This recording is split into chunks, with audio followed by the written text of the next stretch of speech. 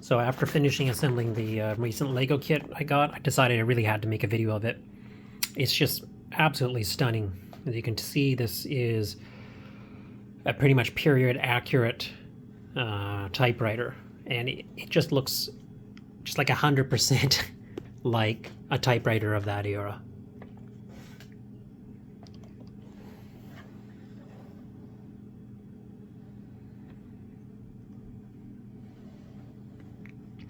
And the really insane thing is that it actually mechanically functions.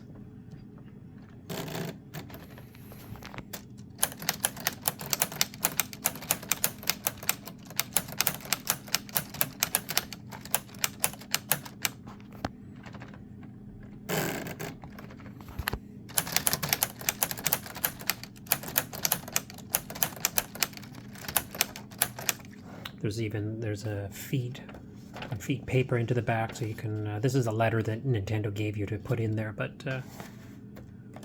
you can put your own piece of paper in there to display it as well. Absolutely crazy.